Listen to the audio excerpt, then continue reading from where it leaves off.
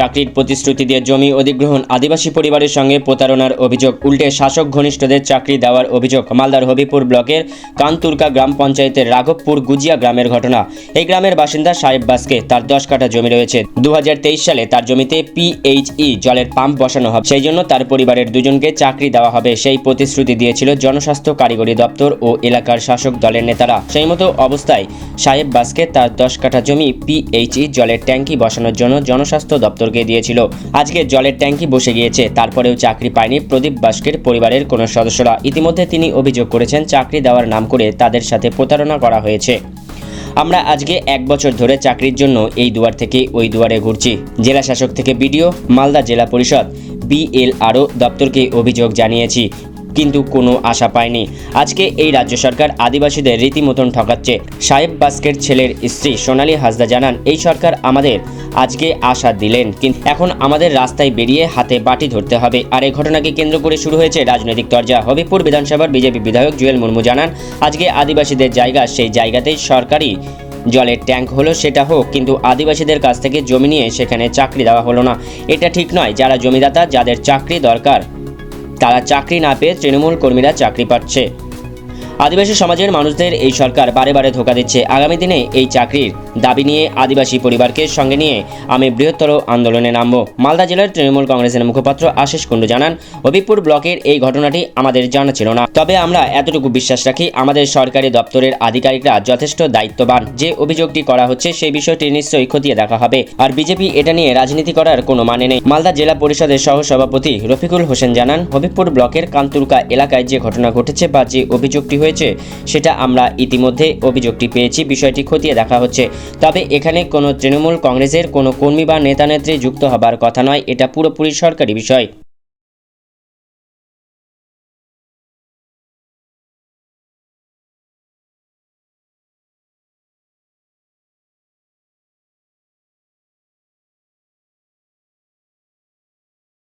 এর জায়গাতে ট্যাঙ্কি বসানো হয়েছে, জলের ট্যাঙ্কি।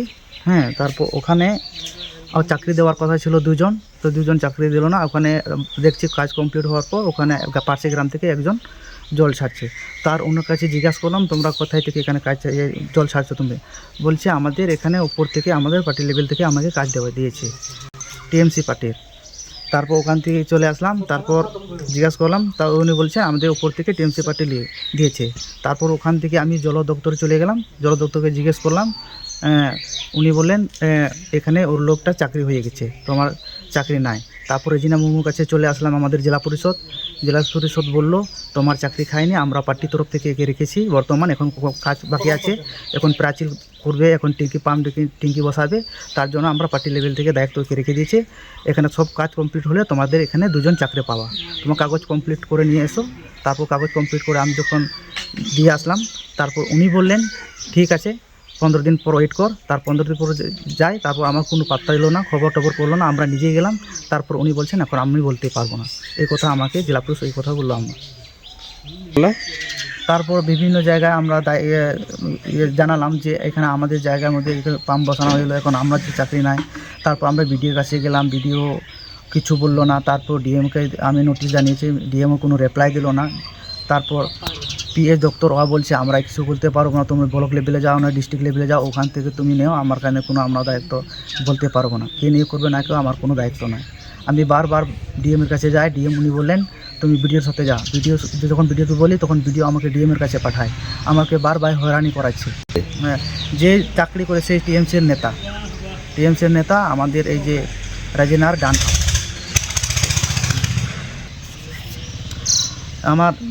আমাদের 10 কাঠা জমিও চলে গেল, আমার চাকরিও চলে গেল, এখন আমরা পথে নামলাম, এখন বাটি ধরে ভিক্ষা চাইতে হবে, তাছাড়া আমাদের গতি নাই। আমরা সাধারণ গরিব মানুষ, এখন খেটে খায়, এখন সেই যে সুযোগ, যে আশায় আমরা চাকরি জায়গা ছেড়েছিলাম, সেই আশাটা আমার পূর্ণ হলো না, আমরা রাস্তায় নেমে গেলাম। আমরা এখন ভিখারির মতন এখন বাটি ধরে আমরা রাস্তায় নামতে হবে। এখন আমরা চাইছি আমরাকে চাকরি দিতে হবে, না হলে জমি ফেরত দিতে হবে। আমরা এটাই আমার তার কাছে আমার আবেদন থাকছে।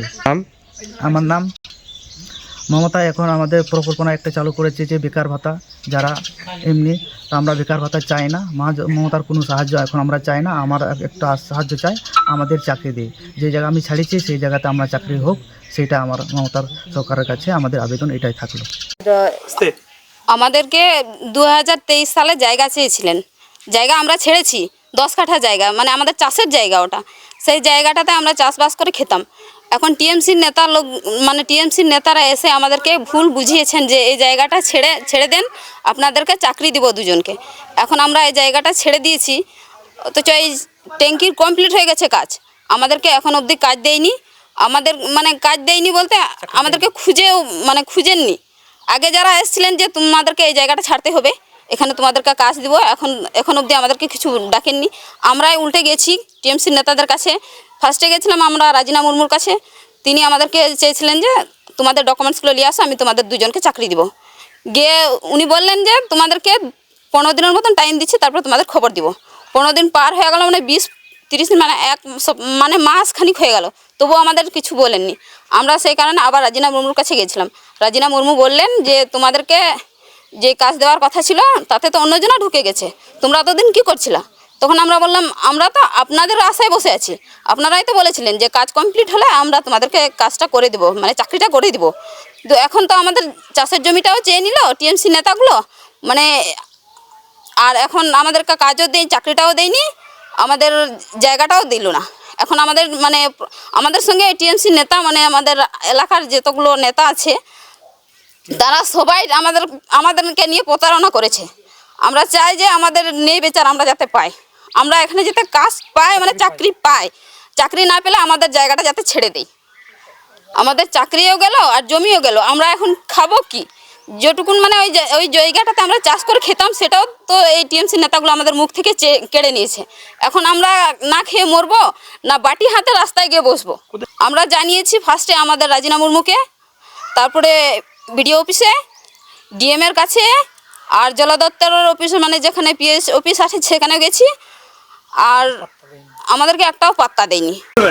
দেখুন, আমাদের যে হবিবপুর বিধানসভার মধ্যে যে আকতুল গ্রাম পঞ্চায়েতের পাশে যেটাকে কান্তুরকা জিপি বলা হয়, সেই কান্তুরকা জিপিতে রাঘবপুর গ্রামের যে সাহেব বাস্কের জায়গাটাতে নেওয়া হয়েছে, সেখানে তাকে প্রলোভন দিয়েছিল যে আপনার জায়গাটা দিন, আপনার এখানে পিএইচই করা হবে। যে তিনি সরল সিধা মানুষ, তিনি সেখানে জায়গাটা দিয়েছেন, সেখানে কর্মসংস্থান হবে বলে জায়গাটা দিয়েছেন, কিন্তু সেখানে কর্মসংস্থান হলো না। সেখানে পিএইচই তৈরি হলো, সেখানে তৃণমূলের প্রভাবশালী নেতারা সেখানে চাকরি পেয়েছে।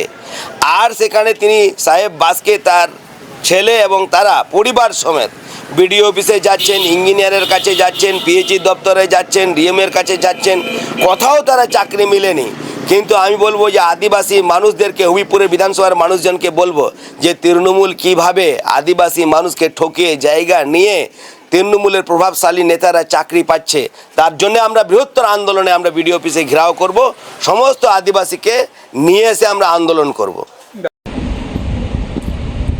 একটা হবিপুর ব্লকের একটা পিএইচির কাজ, এবং সেখানে পিএইচির যে অপারেটর থাকে সেই কাজের নিযুক্ত ব্যাপারে একটা সমস্যা শুনেছি, কিন্তু বাস্তবে দেখেন যে আমাদের তৃণমূল কংগ্রেসের কেউ যুক্ত হওয়ার কথা নয়, কারণ এটা পুরোপুরি অফিসিয়ালরা দেখে। যদি কোনো সমস্যা থাকে ওনারা অফিসে প্রেয়ার দিবে, আমাদের পিএইচির ইঞ্জিনিয়ার্সরা আছেন এবং আমাদের প্রশাসন আছেন ওখানে, তারা সেখানে অভিযোগ জানাক, এবং বাস্তবে যদি এসব ব্যাপারে কেউ জড়িত থাকে সেটা অবশ্যই দেখা হবে, এবং যে আবেদনকারী সে সঠিক জায়গাতে প্রেয়ার করুক, অবশ্যই সেটা সমাধান হবে। হবিবপুরের কান্তরকা অঞ্চলের যে ঘটনাটা আপনারা বললেন, এটা তো আমাদের গোচরে ছিল না। আপনারা যেটা বললেন যে কনসার্ন ডিপার্টমেন্টগুলোতে তারা চিঠি করেছেন, আমরা এতটুকু বিশ্বাস রাখি ডিপার্টমেন্টাল যারা অফিসার্স আছেন তারা ওনার আবেদনটা নিশ্চয়ই খতিয়ে দেখে ব্যবস্থা গ্রহণ করবেন। এর ব্যাপারে আমরা দলগতভাবে আলাদা করে তো কিছু বলতে পারি না, এটা কমপ্লিটলি অ্যাডমিনিস্ট্রেটিভ পার্ট। অ্যাডমিনিস্ট্রেটিভ পার্টে অ্যাডমিনিস্ট্রেশনের যারা রয়েছেন তারা টেক কেয়ার করবেন। আর বিজেপি এটা নিয়ে হই হই করার কিছু কারণ নেই।